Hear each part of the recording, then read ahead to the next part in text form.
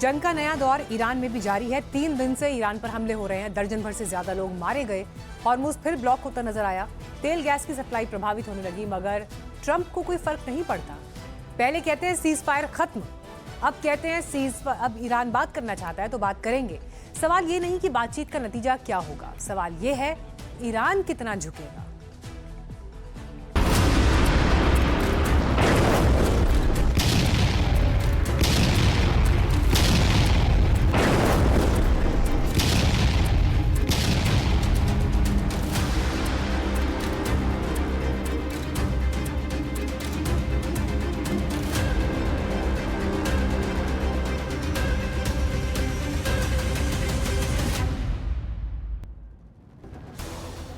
जिस वक्त Ayatollah Khamenei को मशहद में सुपुर्दे खाक किया जा रहा था, उसी वक्त ईरान के आसमान में लगातार तीसरी बार लड़ाकू विमान गरजे, मिसाइलें फटी, धमाकों से धरती दहल उठी।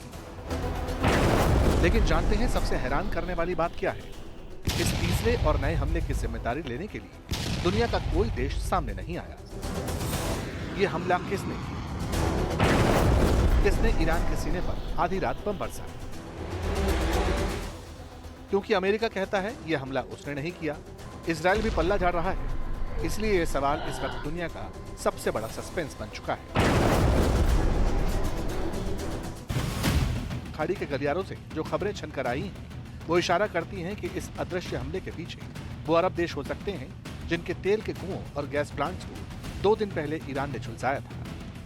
ईरान ने यूएई को सीधी और सख्त चेतावनी दे दी है कि अगर अमेरिका को अपनी जमीन और लॉजिस्टिक्स का इस्तेमाल करने दिया गया तो अंजाम भुगतने के लिए तैयार रहे।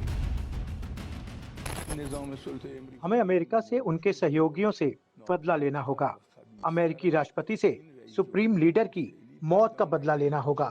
उनको ऐसी सजा दी जानी चाहिए कि जनता को दिखाई दे। जब सजा दी जाए तो लोग इसके गवाह बने, ताकि उनके दिमाग को सुकून मिले।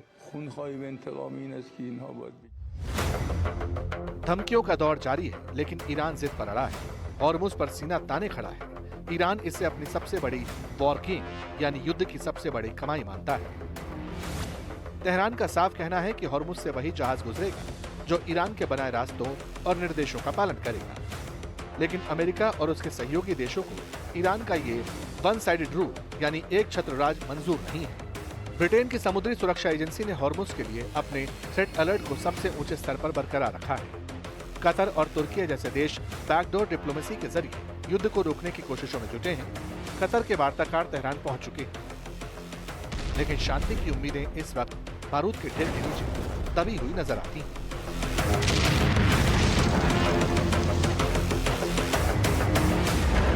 वैसे जिस वक्त ईरान पर रहस्यमयी बमबारी हो रही थी, ठीक उसी वक्त तेल अवीव में इजराइल के पीएम बेंजामिन नेतन्याहू और रक्षा मंत्री इजराइल काट्ज नए नवेले फाइटर पायलटों के सामने खड़े होकर दुनिया को एक नया और बेहद खतरनाक अल्टीमेटम दे रहे थे।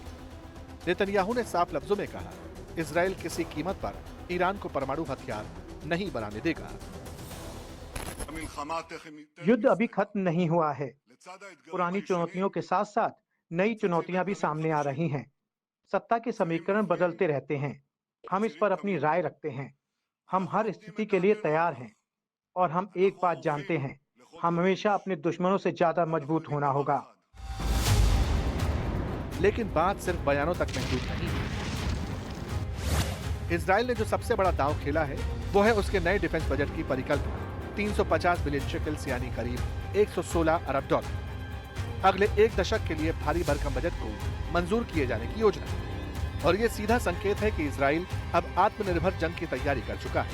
नेतन्याहू ने साफ कहा कि इस बजट का एक बहुत बड़ा हिस्सा इजराइल के घरेलू हथियार और गोला बारूद उद्योग को खड़ा करने में शामिल होगा। मतलब इजराइल को हथियारों के लिए वॉशिंगटन या ट्रंप के फैसलों का मोहताज नहीं रहना होगा। वहीं